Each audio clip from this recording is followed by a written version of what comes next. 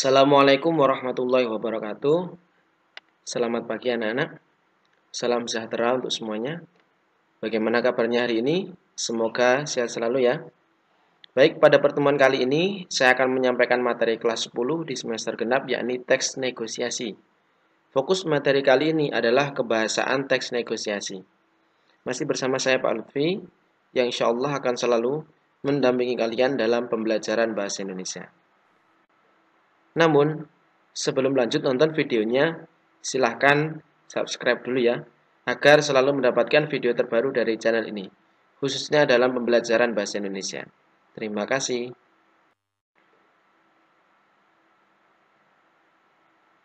Baik, kita masuk pada pembahasan kaidah kebahasaan atau kebahasaan teks negosiasi. Apa saja sih kebahasaan teks negosiasi? Ada yang tahu? Yuk simak penjelasan berikut ini. Kebahasaan teks negosiasi ada 9. Ingat ya, kebahasaan teks negosiasi ada 9. Apa saja? Mari kita simak bersama-sama. Baik, kebahasaan teks negosiasi yang pertama yaitu bahasa persuasif.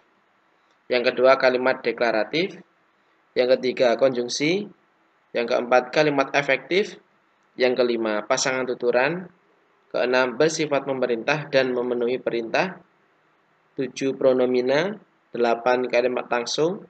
Dan yang terakhir yaitu kata sapaan. Ada 9. Baik, kita masuk pada pembahasan yang pertama yaitu bahasa persuasif. Apa itu bahasa persuasif? Bahasa yang digunakan untuk membujuk atau menarik perhatian. Saya ulangi ya. Bahasa yang digunakan untuk membujuk atau menarik perhatian. Nah, yang harus digarisbawahi yaitu membujuk dan menarik perhatian. Jadi dalam teks negosiasi itu, bahasa yang digunakan itu memuat bahasa persuasif, membujuk dan menarik perhatian. Karena berhubungan dengan penawaran, ya, jadi di situ ada bujukan dan menarik perhatian.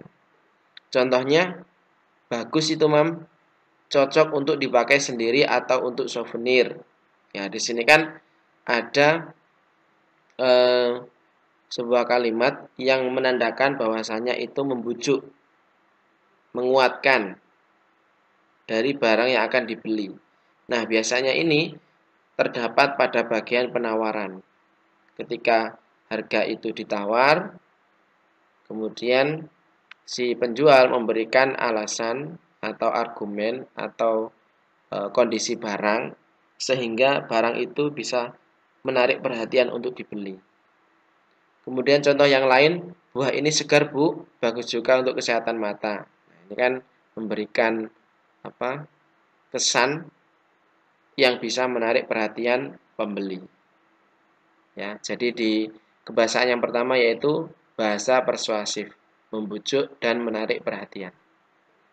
Baik, kemudian yang kedua yaitu kalimat deklaratif. Apa itu kalimat deklaratif? Kalimat berisi pernyataan yang berfungsi untuk memberikan informasi atau berita tentang sesuatu. Saya ulangi ya. Kalimat berisi pernyataan yang berfungsi untuk memberikan informasi atau berita tentang sesuatu. Jadi kalimat deklaratif ini isinya tentang pernyataan yang berfungsi memberikan informasi. Langsung saja ke contohnya. Harga tas ini agak mahal karena pembuatannya cukup rumit, Bu. Nah, ini ketika ada yang tanya, pembeli ada yang tanya tentang bahan atau bisa juga ketika menawar. Nah, kenapa kok bisa mahal, Bu? Nah, pertanyaan itu. Kemudian dengan kalimat deklaratif ini dijawab, harga tas ini agak mahal karena pembuatannya cukup rumit, Bu. Kenapa kok bisa mahal? Karena pembuatannya cukup rumit. Kemudian contoh yang lain, buah ini memang mahal Bu, karena proses menanamnya sulit dan jenis yang ini sudah langka. Jadi di kalimat deklaratif ini intinya memberikan sebuah informasi atau berita tentang sesuatu yang akan dibeli, yang akan minta sesuai keinginan. Ya, sampai sini jelas ya. Baik, kita lanjut. Kemudian yang ketiga yaitu konjungsi. Apa itu konjungsi? Ya, tentu sudah tidak asing dengan konjungsi. Konjungsi adalah kata penghubung atau kata hubung. Ya, kata hubung yang menghubungkan antara klausa dengan klausa, antara kalimat dengan kalimat, dan antara paragraf dengan paragraf. Itu namanya konjungsi. Baik, untuk contohnya, harga kain batik tulis ini lebih mahal karena pengerjaannya lebih rumit dan lama. Ya, jadi di sini ada tanda merah bergaris bawah itu menandakan bahwasanya itu adalah konjungsi atau kata hubung. Karena itu konjungsi kausalitas atau sebab akibat, kemudian dan itu konjungsi tambahan, ya. Jadi di dalam kebahasaan teks negosiasi untuk yang konjungsi ini nanti silakan ditemukan jenis apapun konjungsi. Ya, yang itu hubungkan antara klausa dengan klausa, kalimat dengan kalimat, atau bahkan paragraf dengan paragraf. Tentu tidak sulit untuk memahami untuk konjungsi ini. Baik, kita lanjut. Yang selanjutnya yaitu kalimat efektif. Apa itu kalimat efektif? Kalimat yang padat, singkat, jelas, lengkap, dan dapat menyampaikan informasi secara tepat. Jadi di dalam kebahasaan teks negosiasi, ya, itu ada istilah kalimat efektif. Kalimat efektif ini kalimat yang biasanya digunakan dalam proses tawar-menawar, negosiasi. Ya, ketika tawar-menawar, ketika mengajukan pertanyaan, menawar sebuah barang harus menggunakan kalimat yang efektif, agar tidak menimbulkan makna yang lain atau menimbulkan masalah. Nah, maksudnya di sini ada kata jelas, ya. Maksudnya jelas di sini adalah mudah dipahami oleh pembaca atau pendengar. Ya, berarti kalimat yang jelas itu kalimat yang mudah dipahami oleh pembaca. Jadi ketika menyampaikan sebuah informasi itu harus menggunakan kalimat yang mudah dipahami oleh pembaca maupun pendengar. Kemudian yang disoroti yang kedua yaitu tepat. Tepat itu sesuai dengan kaidah bahasa yang berlaku. Jadi yang dimaksudkan di sini kalimat efektif itu kalimat yang mudah dipahami dan sesuai dengan kaidah bahasa. Itu intinya dalam kalimat efektif. Sesuai dengan kaidah itu sesuai strukturnya, susunannya harus sesuai. Seperti itu. Untuk contohnya, nah ini contoh yang tidak efektif ya, nanti bisa dibandingkan. Belum boleh Pak, harga daripada jualnya belum menutup biaya produksi. Ya, ini contoh yang tidak efektif. Belum boleh Pak, harga daripada jualnya belum menutup biaya produksi. Lalu efektifnya seperti apa? Ya, belum boleh Pak, harga jualnya belum menutup biaya produksi. Ya, jadi untuk daripada ini kan konjungsi. Konjungsi yang menghubungkan antar klausa dan penempatan di kalimat ini tidak sesuai atau kurang sesuai. Jadi lebih baik dihapuskan. Karena kalau nggak dihapuskan nanti menjadi tidak efektif. Ya, jadi yang efektif belum boleh Pak, harga jualnya belum menutup biaya produksi. Ya, intinya kalimat itu mudah dipahami dan sesuai dengan kaidah bahasa yang berlaku. Itu kalimat efektif. Sampai sini jelas ya. Baik, kita kan. Kemudian yang kelima yaitu pasangan tuturan. Ya, apa itu tuturan? Tuturan adalah kalimat yang diujarkan oleh seseorang untuk menyampaikan maksud tertentu. Itu tuturan. Kalau yang menyampaikan berarti penutur. Nah, karena di sini tuturan berarti kalimat yang diujarkan oleh seseorang untuk menyampaikan maksud tertentu. Jadi dalam negosiasi itu ada yang dimaksudkan tuturan. Ya, kalimat yang diujarkan, yang disampaikan oleh seseorang untuk menyampaikan maksud tertentu. Seperti saya ingin melihat barang itu, silahkan. Kemudian berapa harganya Mas? Itu tuturan.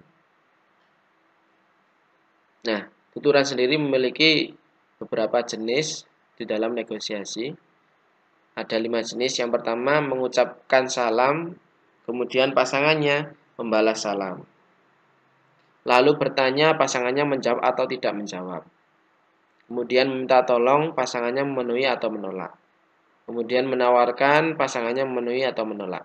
Kemudian yang terakhir mengusulkan, pasangannya menerima atau menolak. Ini pasangan tuturan. Jadi di dalam pasangan tuturan ini, kalimat yang diujarkan itu ada pasangannya. Nah, misalnya di sini ada contoh bertanya dan menjawab. Berapa harga sekilo mangga ini, Pak? Berapa harga sekilo mangga ini, Pak? Penjual 30.000, Bu, murah. Nah, ini bertanya dan menjawab. Kalau contoh mengucapkan salam, balas salam, Assalamualaikum, Waalaikumsalam, selamat pagi, pagi juga, selamat siang, siang juga. Kemudian minta tolong, Pak, boleh diambilkan barang yang itu. Kemudian penjual memenuhi. Iya, baik, Bu, saya ambilkan sebentar. Kemudian menawarkan. Harga ini 30.000 1 kilonya. Nah, kemudian bagaimana kalau 25.000 saja, Pak? Nah, itu menawarkan. Kemudian dari penjual boleh memenuhi, bisa memenuhi, bisa menolak, tidak bisa, Bu. Nah, berarti dari menawarkan, balasannya menolak. Kemudian untuk yang mengusulkan misalnya penjual, ya sudah harganya 28.000 saja, Bu. Nah, kemudian pembeli responnya bagaimana? Jika menerima, ya sudah, Pak, saya beli. Tapi kalau menolak, tidak, Pak, itu masih mahal. Nanti di situ ada pasangannya. Intinya dalam pasangan tuturan yaitu pasangan dalam ujaran kalimat yang terdiri atas 5 pasangan ini. Ingat-ingat ya, pasangan tuturan ada 5. Kita lanjutkan. Kemudian bersifat memerintah dan memenuhi perintah. Sifat yang digunakan dalam memberikan perintah dan ada proses pemenuhannya. Ya, seperti pasangan tuturan tadi ya. Ada yang meminta, ada yang menerima, ada yang memenuhi atau menolak. Nah, di sini lebih spesifik lagi bersifat memerintah dan memenuhi perintah. Langsung ke contohnya saja. Dari pembeli, saya minta dibungkuskan sate ayam 2 porsi. Itu memerintah. Kemudian penjual, baik, Bu, silakan ditunggu, itu memenuhi. Ya. Saya ingin mengambil buah ini 1 kilo. Silakan ditimbang, Pak. Nah, itu memerintah. Kemudian penjual, baik, Bu, saya timbang terlebih dahulu. Nah, itu memenuhi perintah. Intinya di sini ada yang memerintah, ada yang memenuhi. Itu dalam negosiasi. Yang ketujuh, pronomina atau kata ganti. Di pronomina itu maknanya kata ganti. Jenis kata yang menggantikan nomina atau frasa nomina. Nah, jadi kata ganti ini maknanya jenis kata yang menggantikan nomina. Nomina itu kata benda, bisa tempat, bisa orang, atau frasa nomina. Dua makna yang memiliki makna, dua kata yang memiliki makna, namun di sini kata yang dimaksudkan yaitu kata benda, bisa orang, bisa yang lainnya. Bukan kata kerja maupun kata sifat, tapi kata benda. Atau bisa juga diartikan sebagai kata yang berfungsi untuk menggantikan orang, benda, atau sesuatu yang dibendakan. Nah, ini termasuk nomina ya. Nomina itu maksudnya orang, benda, atau sesuatu yang dibendakan.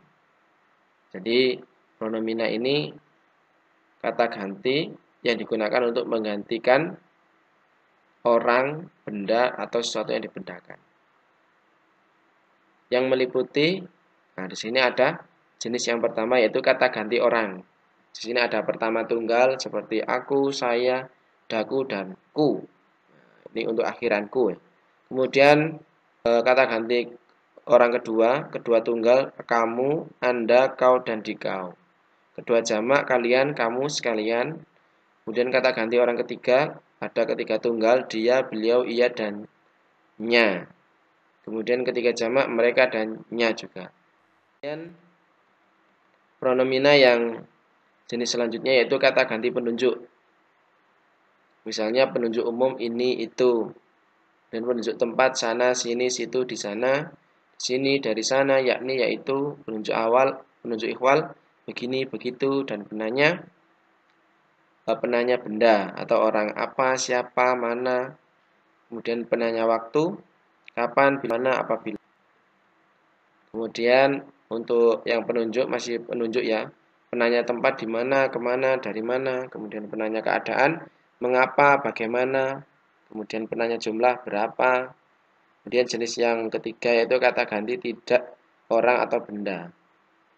bukan orang, juga bukan benda. Contohnya sesuatu, seseorang, barang siapa, apa-apa, masing-masing, itu bukan kata ganti tidak orang atau benda.